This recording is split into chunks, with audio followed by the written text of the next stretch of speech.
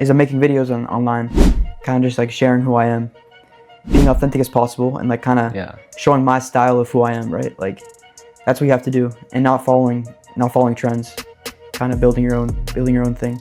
But like building your style is very important. Like I think like having style is what makes you unique in a marketplace. So if you can develop your own style, your own editing, and not rely on other people to make that style for you, is what sets you apart in the social media game. Welcome to the Grateful Podcast with Jack Wagoner, where each and every week we explore what it takes to live a life full of purpose and gratitude. I'm your host, Jack Wagoner, and I am a deep believer in what I call the duality of gratitude and relentless action toward your goals. That's where we can feel grateful for what we have in this moment right now while pursuing something bigger and better in the future. And that's the way I like to live, and that is what we talk about here on the Grateful Podcast. The Grateful Podcast with Jack Wagoner presents. Subscribe. Welcome back to the Grateful Podcast. I'm Jack Wagoner. Today's guest is Gavin Beauregard. Thank you, Jack, bro. It's great, dude. Love to talk with you, bro. Anytime. Go. It's exciting.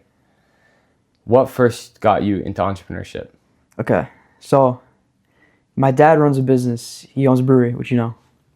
And I've always been around it. So it's like, it's either entrepreneurship or just like the college route. And so I've always been like, which one do I pick? Which one do I want to pursue? And I felt like I want to be different, you know? So I went after entrepreneurship, and that's just something I want to go after more. Yeah. I don't really want to be normal, right? So that's something that I think is just being around people who have started businesses. I kind of just picked that up myself, and that's what I want. That's the path I want to go down. Be normal is the worst advice ever. Exactly. My least favorite thing anyone's ever told me. Be different. Do something different outside the ordinary. Yeah. You know? You got one life to live. Why would you want to live it like everyone else? YOLO. Might as well. So what was your first entrepreneurial endeavor? Okay, so when I was 12 years old. 12, guys. At 12. I started painting shoes. And I bought Air Force Ones. Probably 3 pairs. My parents helped me pay for them. And they're like $90 a piece, so they're a lot. And I bought a bunch of paint, so it was a big investment, and I started painting shoes.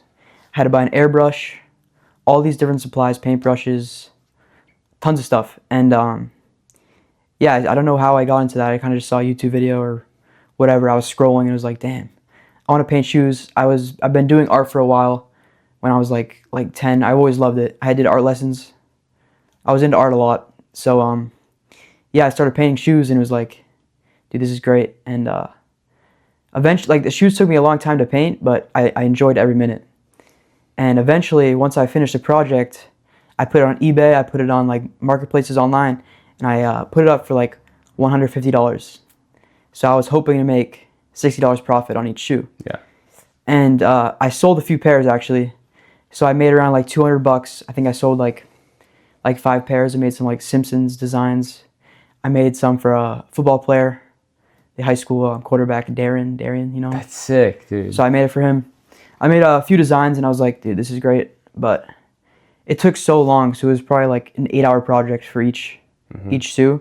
So I was like, I don't want to keep doing this if it's taking me so long, and I'm making barely any money. But then, yeah, that's basically the first entrepreneur thing. Yeah. So you started painting shoes just because you love to do it. Yeah, I mean, that's what you got to do. Everything you got to do is what you love to do. That's what you have to go after. Have you ever had money be a priority over the love of it? Yes. Water. I think money's a huge part, and I think a lot of decisions are made off of whether or not you're going to be making money. So we're thinking about when I was young, 12, I don't need to make money. Because you got your parents, exactly. You got everyone. I'm being given food and a place to sleep, so it's not like I need to worry about making money to live. So I kind of was just doing that for fun. There was no reason to make money back then. It was just for the love of it, for the love of the game. Right. You were comfortable where you were at, so you didn't need to stress over the outcome. Exactly. I think where the whole concept of this podcast, I've entitled it The Duality of Gratitude and Ambition. So loving your current circumstances while going after something better. Yeah, dude, ambition, I don't know why it just stumbled upon me the past few weeks. It's just like that word. Ambition. And it's very big. Yeah. Ambition, you know? It's like striving to be like somebody else, always. And it's like, damn. Like somebody cool. else, or like a better version Better of yourself? version, but like seeing other people like inspiration, and then you have this ambition to be like them, and they're way better than you. So you're going after being like them. Constantly trying to catch up with others. Exactly. Yep. I think social media has been a fuel for so many people, like with that exact feeling you're describing, because you're constantly being reminded of that there are people better than you, there are people more successful than you. Mm-hmm. I think that can be, for certain people of certain mindsets, really demoralizing, really like, oh, I'm not doing enough. Right. For other people, like I think you and me, we use that as fuel to continually get better ourselves. Right. Yeah, I mean, social media plays a big role in like, I read a quote and it's like, don't believe half the things you see on social media, because who knows if it's real or not. Like you have to take things in. Your content consumption has to be like, yeah, you have to know whether or not it's real or not. You have to kind of like dig into it a little bit more. Right. Because half the things you see might not be real, you know? So you kind of have to examine it a little bit more, and you have to truly understand what you're looking at and think a little bigger. It's a lot of effort. I know. Like, I think we just want to take things at face value because it's so much effort to actually dig in and examine if someone's being truthful or not. Right. And you never know, because it's like they're playing their own role. Yeah. They're playing a role in social media. That's what you see, like people playing different roles, and it's like you don't know whether or not they're real or not, and it's like, how do you know unless you meet them? And then you kind of get in like a trap and a cycle of like believing what they're doing, and then you eventually like fall into like what they're saying, and then you realize that it's not true. Like, right. You kind of get scammed a little bit. So, I think both of us really do things on social media that are wholesome to who we are. Right. Are authentic. Exactly. I think is the big word. A guy I'm going to interview in February, his name's Gavin Beauregard. He has this idea of, you know how when an economy inflates a lot, when there's a lot of inflation, eventually it bursts? Yeah. He has this idea of social media inflation. Mm-hmm. So it's becoming easier and easier to gain followers, to become an influencer, right. To have 50,000 followers. I mean, I feel like, yeah, you think about it, 50,000 people, it's so many people. But as it becomes easier and easier and social media inflates, eventually it'll probably burst. Because how many of those people have built their following on inauthentic things, that, like on just things that are not real? How many gurus out there are actual gurus? Right. So his idea is that when it bursts, the authentic people are going to be the ones left. Exactly. So I've something to put on top of this. It's like, I don't know where I saw this, but it was like how 100,000 followers in today's age is more like 10 million followers. I don't know if that makes sense, but it's like there's inflation in the following, and it's like if you have 1,000 people that are kind of following you, and it's like nah, and then you have compared to that to like 100,000 people that are like really into you. Like there's different ways people will buy from you. So if you have a lot of followers that are really tapped into what you're saying, and then it's like an inflation kind of follower. I don't know how to describe that, but no, I get that. So talk to me about what you're doing right now. I think it's so cool. How do I put this? I don't really know what I'm doing right now. Dude, it's just I'm trying stuff out. There's no clear path for me because I never really know what I'm doing. I always doubt myself, figure out things like, am I doing this? Why am I doing this? Because I haven't really thought about that, you know? It's like I want to test as many things out and figure out what I like, and then based off that. But what I'm doing right now is I'm making videos online, kind of just like sharing who I am, being authentic as possible, and like kind of showing my style of who I am, right? Like that's what you have to do, and not following trends, kind of building your own thing. But yeah, I've been posting like once a month, not very consistently. Got a video coming up this week though. Let's go! I'm psyched. They're so good. But I wanna tap into that because I have a goal. I want to be able to post once a week, Okay. every single week until the end of the year. That'd be insane. Like Once a week for your personal brand. for my Instagram. Yeah. And what I hope for that to happen is gain followers and gain eyeballs, and eventually be able to like reach out to like other filmmakers, or they see my stuff and I'm like, I send a DM to them, and then we can make a connection. But I think it all kind of builds off of just making videos and just kind of being yourself and just posting stuff. Right. I mean, your videos they're so good. Your editing style is actually like phenomenal. I think Thank you. the one that I always think of is like the car one where it slams the door and then you're driving and it like cuts, like at the beginning of that video there are like 6 cuts of the same motion, like perfectly in sync. It's so captivating, and I think that is one of the highest value skills in the current market. Editing. Yeah. Really.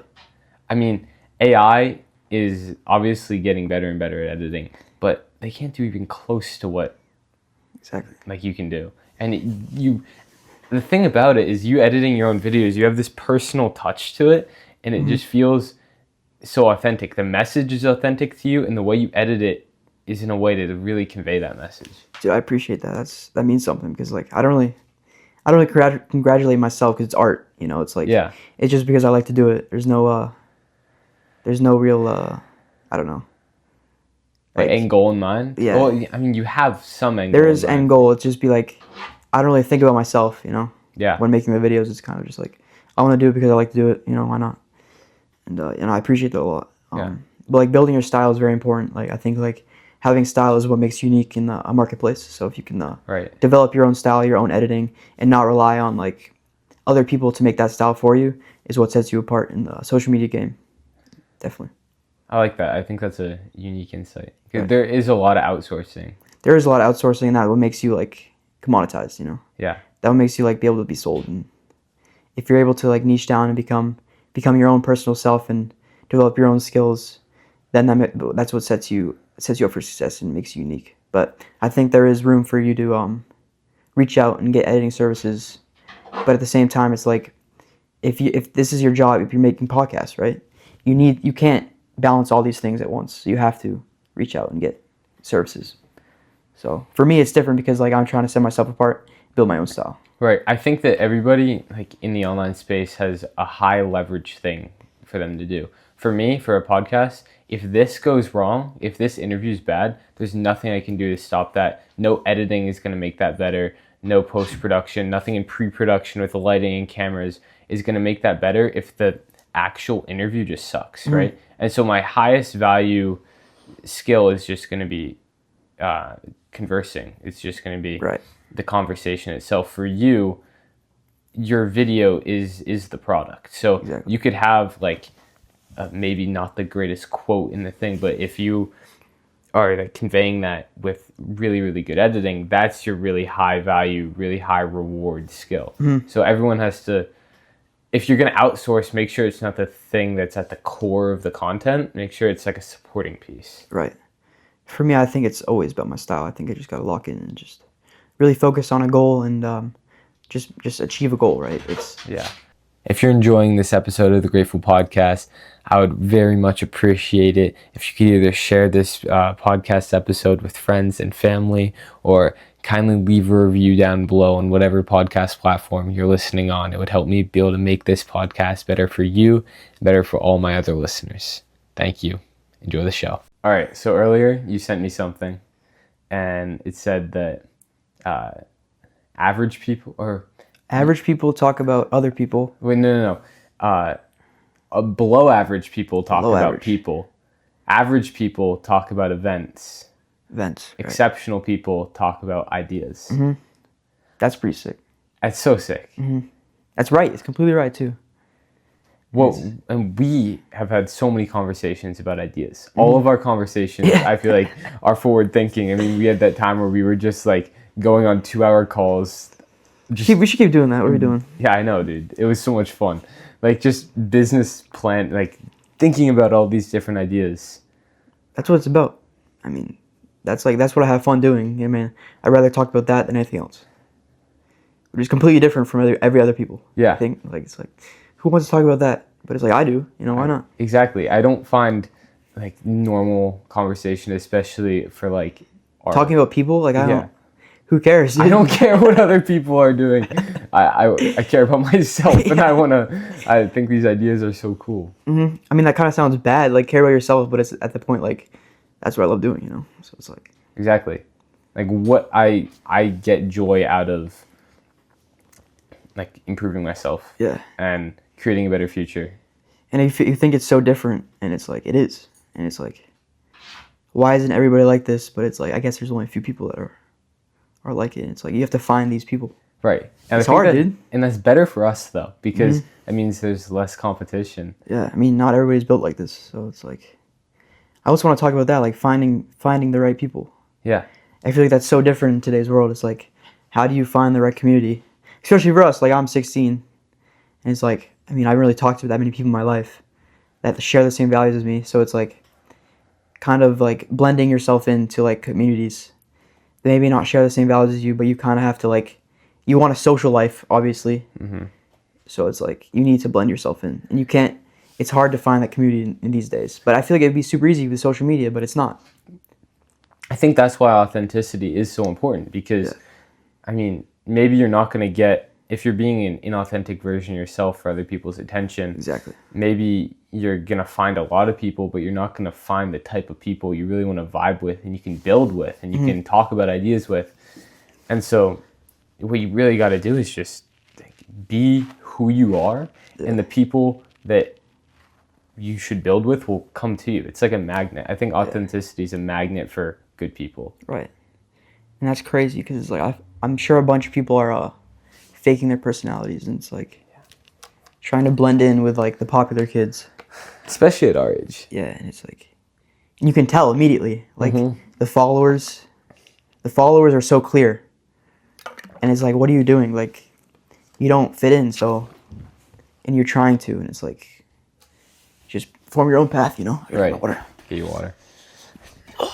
Yeah, I mean, I definitely struggled with that a lot. I don't know if you've struggled with, like, trying to fit in with people before, but oh my God. that was a huge struggle of mine that really opened the doors to me becoming who I am today. Yeah, like how was France with that? Like I never really talked to you about like, I'm sure you're lonely as hell. Like that was probably struggled. I mean, honestly, it was pretty easy. Really? From the very, very beginning, I was just exactly me. In high school, we've known these people. I've known most of these kids since I was like 5 years old. They know everything I've ever done. They remember the stupid things I said back in 7th grade, and they'll make fun of you for that. You know what I mean? Yep. And so, going to France, they had no idea who I was besides the person they saw right in front of them. Dude, that's like a good thing. I've noticed that. It's like if these people have never seen you before, you can strike a conversation really easily. Right. Because you're just yourself. Yeah. I mean, you're right. That's what. You're who you are right now. So there's no prior judgment. Confirmation bias is a huge thing in relationships. People want to just confirm what they already believe in their head. Yeah. So if someone developed an opinion of you, a first impression of you in some way, everything you do from now on is going to be, they're going to interpret that in an attempt to confirm that initial opinion. Right. I think that's so important. It's like, just be yourself, and you'll see good things happen. Yeah. But I think that's very hard in today's world. It's social media kind of makes you think like other people and be like other people. The conformity of it. Yeah. So I know you just told me the other day you got Brick, like the. Brick. Yes. Explain what that is for a second. Right. So it's a product. It's like a. Let's talk about it. It's like a square. It's like a square, like a size of your palm, maybe, and it comes with an app. You download the app, and the brick, you can stick it on a fridge. It's magnetic. And you basically take the app, and you can tap the brick with your phone. And it basically blocks all the social medias that you pick. And you can't do anything about it because if you leave the house and the brick's on your fridge, you can't come back to the brick when you're at work and unblock all the social media. So you're kind of forced to not be on social media, which is pretty sick. I think it's so cool. It's like Opal on steroids. It's such a good product. And yeah, I think you should get one, 100%. Yeah. I mean, I just kind of struggle with using it because it's like at school. Like, I mean, like going through school with that, I don't have any work to do. Yeah. I mean, I guess I could figure it out, but Frick. Yeah, I think that is the coolest Revolutionary, dude. invention. And didn't you say he did it like from his like studio in New York, I'm pretty sure. so cool. Or any studio, I'm not sure it was New York, but I think he's based out of New York. The guys that founded it. So do you like to put boundaries on yourself with social media? Yeah, but it's so hard, dude. It's like any addiction, it's so hard to like put boundaries on it. But I think it's really important. I think if you sit down at your desk and you have a goal to achieve, that you need to turn something off, you need to turn that phone off and block social medias. But like it's so hard, dude. Would you call yourself addicted? 100%. Would you? Yeah. Like it's everybody. Everyone's addicted. And it's crazy. It's like a good tool turned bad, you know? I don't think it was intended to be addicted, like addiction tool. I think it was intended to be like a tool that's used for a good purpose, but it's turned to something that's really bad. Yeah.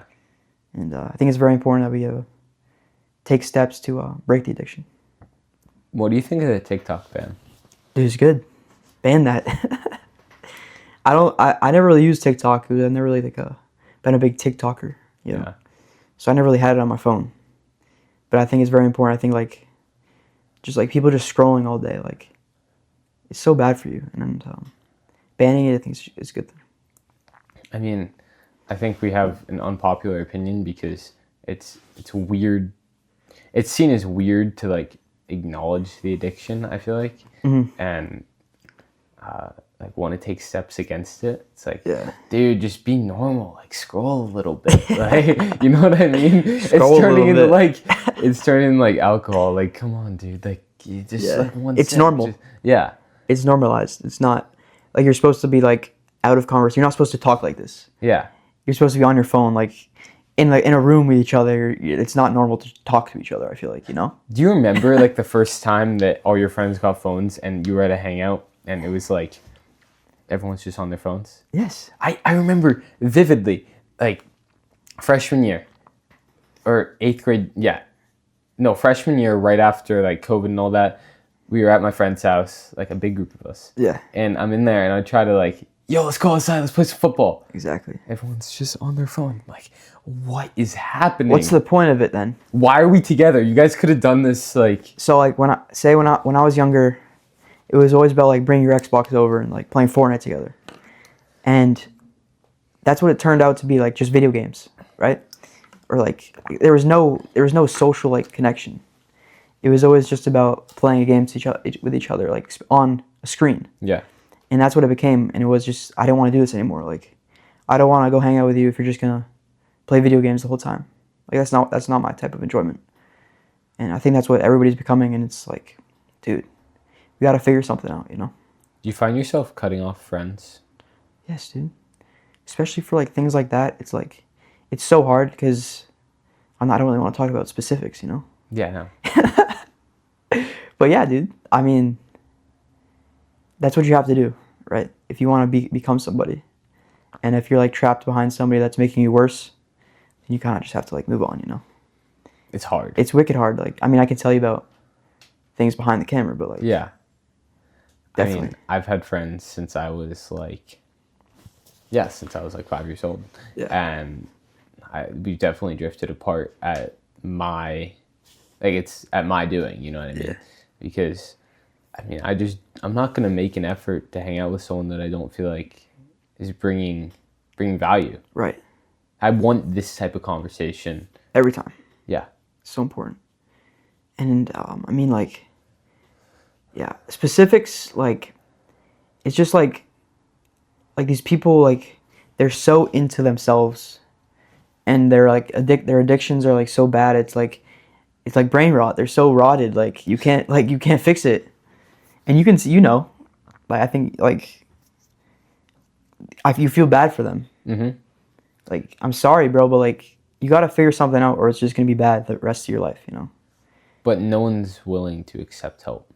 Exactly. And it's like, yeah, I'm just going to, I don't care. It's normal for me to do this. Yeah.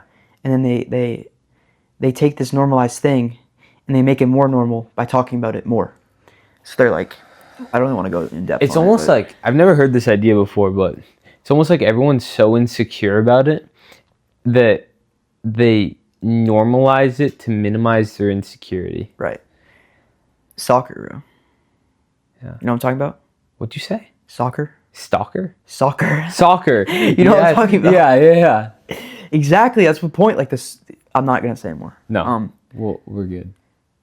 But yeah. You know what I mean? It's normal, bro. You don't talk about that, bro. Yeah. Like, it makes people so uncomfortable. It's like, why, dude? Like, you're making things that are so bad for you, and you're talking about it, and it's like, come on, like you're making people feel worse about themselves, and it's like, don't make people feel worse about them. If you're around someone that's making you feel bad about yourself for doing something that's good for you, that's a sign that they need to go. Yeah. Dude, or that was bad. That was bad. I did not enjoy that. That's what made it worse. Like I didn't enjoy any minute of that. And even if they don't need to be completely cut out of your life, they just can't be someone that you're spending a ton of time with. Mm-hmm. Everyone's heard like you're the sum of the 6 people you spend the most time with, right? Exactly. So, do you want to be like this person? I know that you have qualities I would like to emulate, that I would like to implement into my life. That's why I will seek out time with you. You know what I mean? The people that I spend the most time with are the people that I think, I wanna learn that from them. Yeah, that's so important. You have to. That's a quote that I've really like taken in last year. That was something that was really important for me, and it's hard. It's wicked hard because you don't want to leave these people. Or you're gonna be isolated. You know. Yeah. So I think that's so important. Surround yourself with the 6 people that you want to become. You know. Yeah. Or more as you are. Alex Ramosi has this quote. I'm gonna butcher it, but every achiever has this moment where they're too good for people below them, so they've cut people off, but they're not good enough to be accepted by the people they want to be like. And it's in that moment of isolation that you either make the jump to become like these people or scale back and go back to what you used to be. Go back to the roots. Figure it out yourself again, you know? So you're going to hit a point of isolation and loneliness if you're taking a different path. I've heard that a lot. And at some point you gotta make the choice, is this what I want? And you gotta just go get through that. Yeah. I think like where we are right now, we know everybody. And it's like once we go off by ourselves and just open ourselves to a whole new environment, it's gonna be so different. Yeah. I feel you can just kind of build yourself back up, build yourself into somewhere new. I think, because what I really want to do is, either if I don't go to college or I do, I just want to live in New York. Like that's the goal, to be able to afford to live in an apartment in New York. That'd be awesome. Like I would love that so much. And I think if I just go there, I don't know any person there, and it's kind of just like trying to go and make new connections, and just kind of figure out your own group. That'd be so like life-changing, I think. I know. I think about like the connections you can make in a city. Yeah. Like when I lived in Toulouse, France, like it was a young city. Dude, I met so many cool people. Like I was like a young city, especially like not an old city. You don't want to be surrounded with old people. No, don't go to like I don't know, what's like a city like Tallahassee, Florida. Yeah, I'm sorry if you live in Tallahassee, but like I can't imagine that being a good city to like grow in. No way.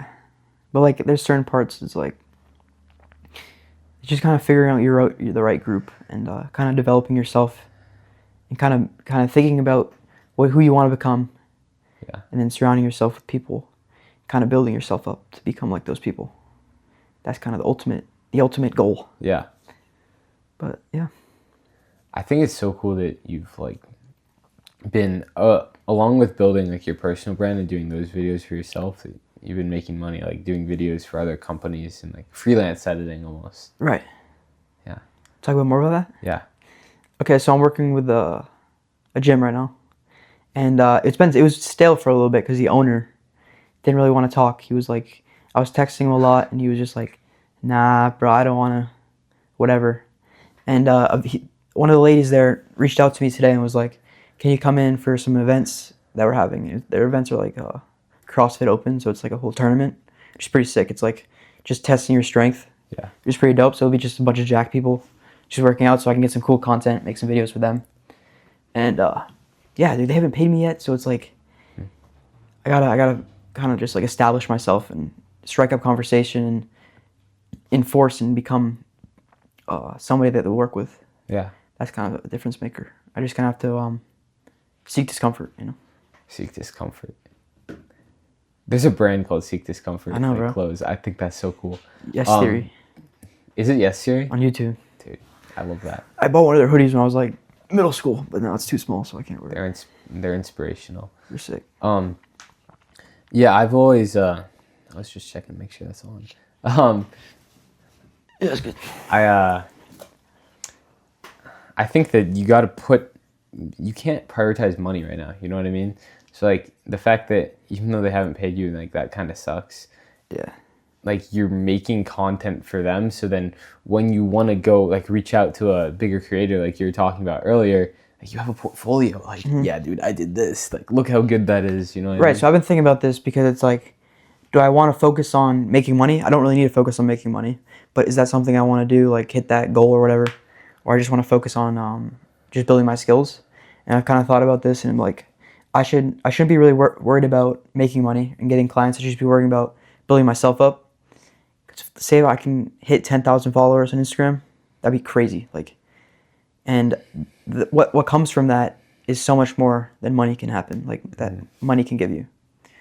So kind of just like making my own videos and not worrying about clients is something I kind of want to do more. You know? Yeah. I think that's more important for me. I mean, it's that thing that we've been talking about a lot, which is like balancing the fact that if you want to make videos, like you should probably have something to like have a past history of things you've done to support that. Right. But like building the personal brand with no success. It's hard to do, but building a personal brand in itself is a success that you can then show people. I don't know. I think it's one of the biggest like dilemmas and like hardest things to figure out, like business and social media and all that. Yeah. I think BWA said that. Yeah. He was like, for me, it's different because a personal brand is building the skills. So like I can make videos. I don't really want to call it a personal brand. Like I don't know how to call it because that seems more business like. It's like I just want to build my own style. Like I just want to do me. You know. Yeah. There's no reason in building trying to make money from it because I'm not selling people. Yeah. I'm just trying to like you don't have a product. Develop skills. You know. Yeah. So it's kind of just sharing my art. That's the whole point. Yeah. Now there's a cat scratching. They won't leave us alone, dude. I'm so confused. It's crazy. Trying to sneak under the crack. Yeah, I think that for me with the podcast as well, like I'm not selling anything right now. I'm like if you're watching, yeah, schedule a call with me. I'll sell you something. But there you go. No one's done that yet. You know? So like the main thing is the podcast, and I need to market that. I don't have any like specific skill. I'm I just turned 18. Like I don't have a degree in anything. I mean, You're not professional in anything. I'm not a professional in anything. You're just good at lots of things. Right. But so it's like, dude, what do you figure out? What's the way? So it's very hard. But for you, I think just getting as many reps in as you can. Same for me is like just making as many videos as you can, and maybe that one hits. You know, that one goes viral. Well, I mean, and then at some point, like when you're starting out at something, the only way you can get better at it is by doing it. Yeah, and that's so different from what you're told on social media. It's like you just have to follow what they say, and it's not.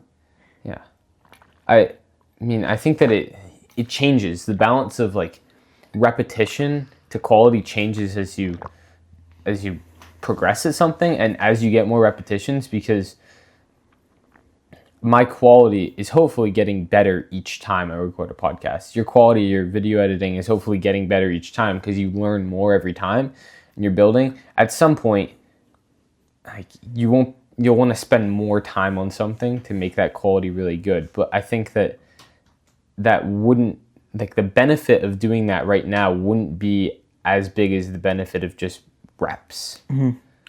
It's like I just want to be as good as possible. Yeah. Like just try to become the best in the field. Right. And that's what you want to become. Like You want to have the best studio. You want to have the best quality. And it's like for you, you just need to interview as many people as you can. Yeah. And just kind of be really good at talking with people. Yeah. And you already are good, but becoming extra. Right. I'm not great.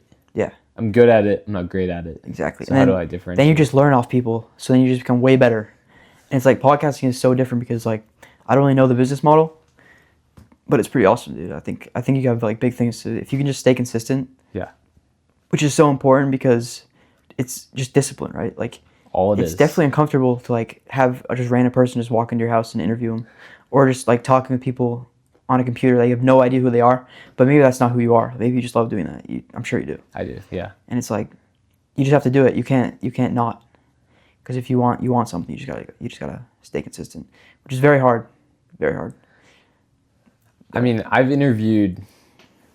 everyone I've interviewed, there's only been one person that I don't know so far, or I didn't know prior to the podcast. Like Ben Mills, I met him 15 minutes before we did the podcast. But it was a cool conversation because it was really genuine. We didn't have this relationship prior to it. So, like, my questions were really genuine. I was getting to know him through it. And I think that's really cool. I have 11 interviews in the next month set up, which is huge, dude. I've got 11 people. How much content is that? How much are you posting, like, twice a week, once a week? I'm doing one solo episode a week and one episode with a guest per week right now. But but I think I'll have to go to 2 guest episodes per week soon. Because like cool. 11 podcasts is huge. Like how many videos is Chris Williamson posting? Like he's doing 3 a week. 3 weeks. So you basically like have content for a long time, and you kind of just stack on interviews. Because if you can do like an interview every other day, and you can get a video out, you kind of have 11 interviews set up. That means you have content. You don't have to worry about getting interviews. Like you kind of could just like schedule your time. Yeah. That's super important for what you're doing. Like right now, I'm about to finish another episode. Like I released Ben's today. I have like 4 clips from that interview. I have 4 like 6-minute clips. I have 4 like 6 to 8 minute clips from the interview I'm releasing next Wednesday. The clips on YouTube I think are really important. Yeah. Like I would just sit and just watch like, you know, Lex Friedman or whatever. Yeah. Just talking about like conspiracy theories, like random it's so interesting it's because so it's like interesting. It's only 6 minutes, so it's like I'm not gonna sit and watch an hour-long podcast. So I think clips on YouTube is really important. If you have a good headline, yeah, people will click, and if it's 6 minutes, it's not that much time, and it's like people will stay on to that, and I think that's something you gotta focus on. And that's where my expertise is as well. Like, yeah, I mean, I've gotten hundreds of thousands of views on YouTube through learning about thumbnails and titles and like scripting. So like in this episode, we've talked about a lot of different things. Obviously, it has one overarching theme, which is the goal for a podcast episode. But in a clip, like I'll just take 5 minutes where we're talking about this one really interesting thing, and people really love that. Mm-hmm. I think that's the coolest part. And it's like if you can take a podcast that's an hour, and then you stack on like 5 clips on top of that, or 3 or whatever, that's 6 pieces of content. Plus probably like 12 reels. Which is like, I mean, I don't know if you're like, for me, it's quality over quantity. Yeah. And I think for podcasting, it's definitely quantity over quality. Right. At a certain point, I think. Yeah. Because if you can lock in quality, which you can do, for me, it's like location, like effort. Yeah. It's kind of, there's lots of things that go into quality, but for you, it's just setting a camera up, right? So it's not, you don't have to worry about, because you can, if you're making money, you can invest in new materials and more people. So I don't think you really have to worry about quality. I think it's just about like quantity right now for you. Yeah. Just pumping out as much as you can and just staying consistent with it. I need to figure out how to make money doing this though. Yeah. What is the business model? I've never really talked about that. You get sponsors. So like there's certain companies that are real like good podcast sponsors. So like every top podcast you listen to probably is being sponsored by like Athletic Greens. Right. I've seen that in like they kind of do a sponsor section where they kind of jump on camera and they talk about the product. Element, the electrolytes, I think I'll have an in with them. That's going to be my first big try for a sponsor. Mm-hmm. Like sleep, what's it called? Is it like sleep 5? I don't know. I haven't got there yet because I don't have view, download, listen requirements for sponsors. The other way is by selling a product of Right. your own. Mm-hmm. So like, If you're selling coaching, that's your Yeah. product. that's the goal. I also am gonna. This will be the drop. I'm gonna try to get some merch out there, some Grateful Podcast merch in February. Oh, It's gonna be what sick. an announcement. Yeah. And I don't know. That's like a small income stream. Yeah, dude. I mean, anything you can do, I think, don't even worry about it. I mean, like, Yeah. like you're going to college, right? Have you figured Yeah. out that? I don't know where I'm going yet. No. I mean, like, will you be able to do podcasts in college? Is that what you want to do? Oh yeah. My goal is release 2 episodes minimum a week for the next 4 years, and then I can reevaluate if I'm gonna quit or not. Dude, 4 episodes a week? 2 episodes, 4 years. Holy crap, dude. So starting You're in thinking deep right now. starting in I haven't 20 thought about 4 years ahead, dude. Like, you're thinking far. Of I think that's sick because you want to stick to something for so long and then figure out if you like it or not. And yeah, dude. I mean, what I did with my YouTube automation is I said I'm going to stick with this for 6 months and see how it goes, because you're never going to see stuff right away. Yeah. You know what I mean?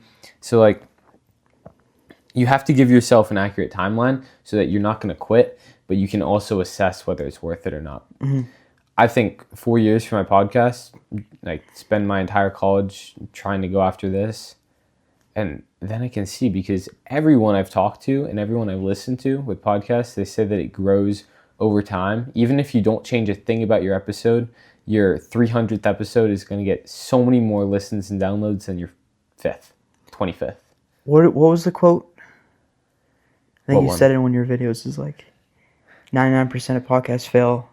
Yeah. What was that? What was the And number so- specifically? Dude, I actually forgot. Yeah, me too. But we know it. Yeah, I mean, I think that what I read was 99% of podcasts don't publish 5 episodes, yeah. and of that, That's crazy. Of that 1%, 99% don't get to 20. Why do you think people do it and then quit? Like, if it's like you like conversation, you like talking with other people and building connections. Because You think those people are just doing it for the money, I think even though it's like hard to make money? Like I don't understand. So I think that people have this idea that they would be really good at it. Yeah. And then they try it and they're like, oh wow, that's like hard. It takes a lot of work. These episodes take hours of time. They're like, I'm not going to see money for the next 2 years doing this, 3 years doing this. It's a lot. Yeah, and people like you talk about people who are like 30. They can't spend all their time doing that. They also have to focus on Right. making a living, So that makes sense. Yeah.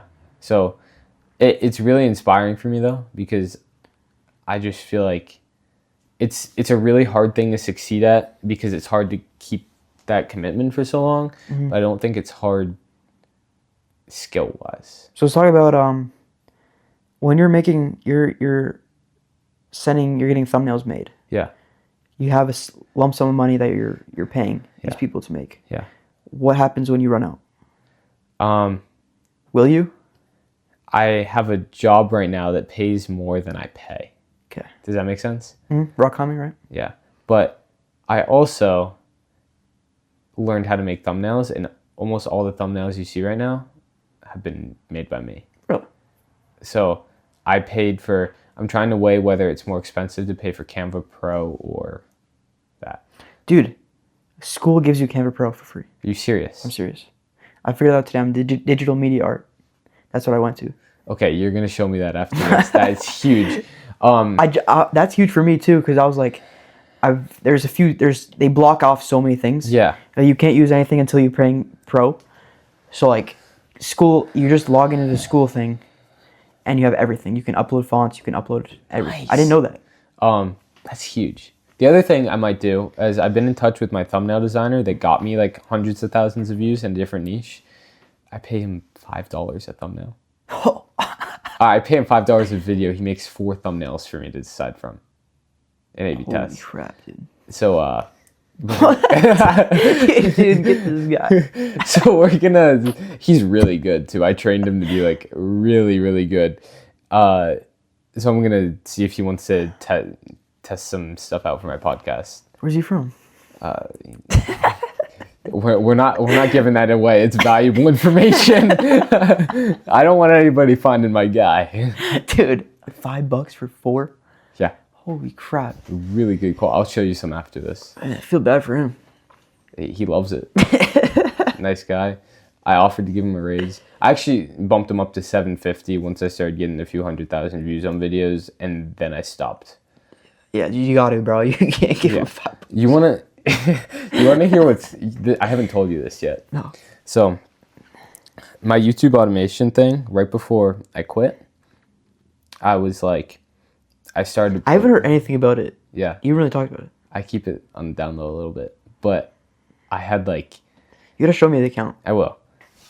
I said I'm gonna make these videos in other languages. I did some. Right. I saw people talk about that. How you can. I did some like research on it. This was like 3 months ago, and I'm like, okay. So I started different channels, and I got a lot of them uploaded in different languages. I never uploaded them. I just like, because I didn't get the voiceover. I had the captions, but I didn't like get a voiceover for them. So I never like had completed the videos.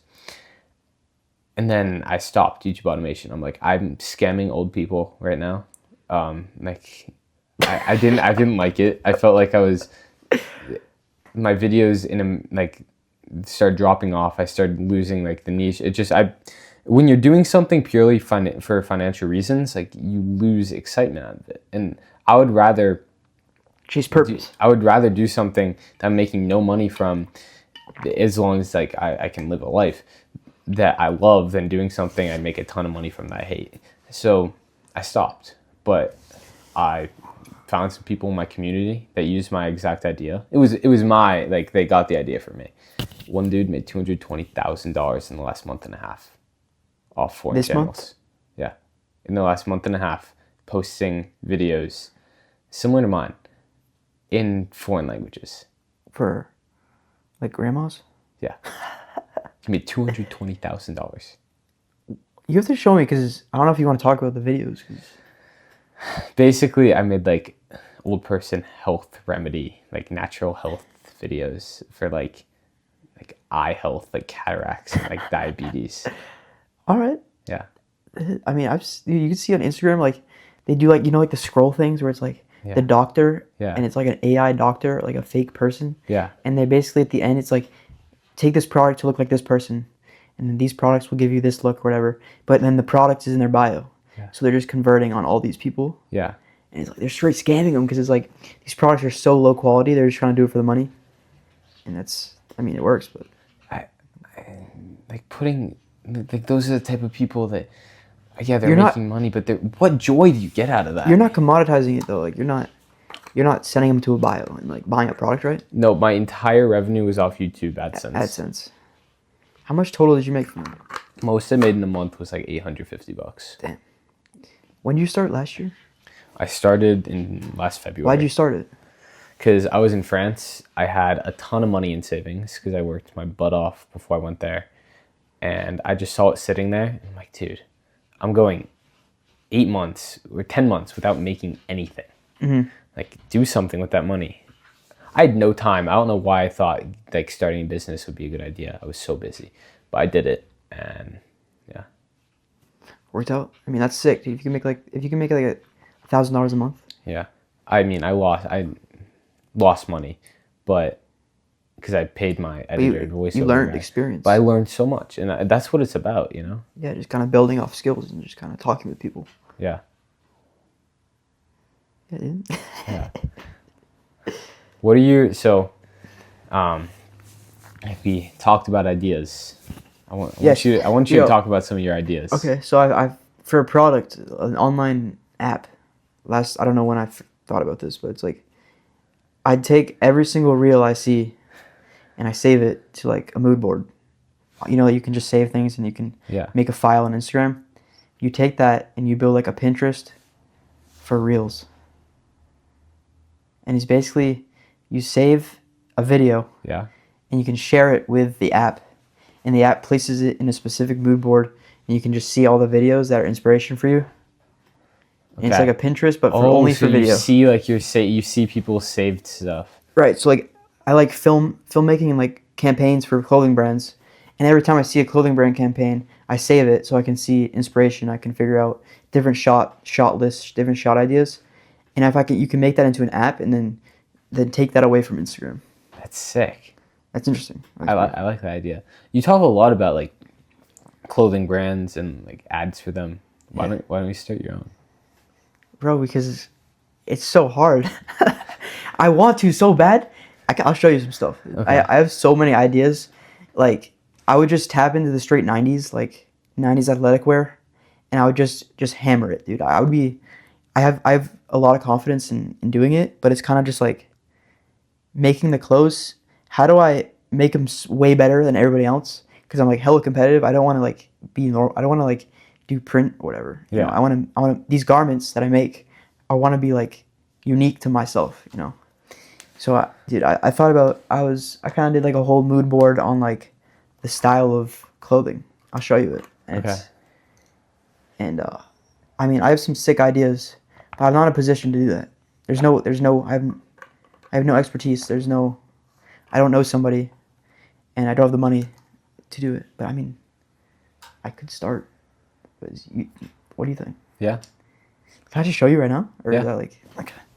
Get my phone real quick. Screen record it. Oh no, it's on there. I can't show you. It's okay.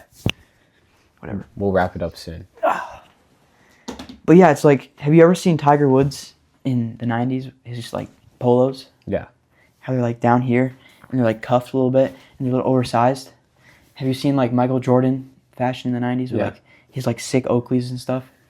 There's some like just like kind of like taking that style and just mixing it with like 90s hip hop with like Nas, Tribe Called Quest, all my favorite guys. Yeah. And just kind of doing sick videos and just pumping out the marketing because I think I would be really good at doing the marketing. I think you would too. Like really, really good. Yeah. Like I could run some sick stuff. I think I would be really good. I could sell the product. Yeah. Like I know I could. I know if I make it, I could sell it. It's just about making it. I have no expertise in making clothes. You wouldn't want to do print on demand? No way. No way. Okay. Because that's for you, I think you're doing that, right? For the merch. And like you do that and it's like you're not, I mean, for you, there's no, of course, that makes sense. Yeah. I'm not making a merch business. You know what I mean? It's a side thing to the podcast. For me, I would want everything to be myself and my style. So like if I were to do it, I want to separate myself from everybody else. Yeah. I mean, you got differentiation is the only way to make money. Like, because how many clothing brands are being started and are literally just copy and paste? Like hoodies that are oversized. Yeah.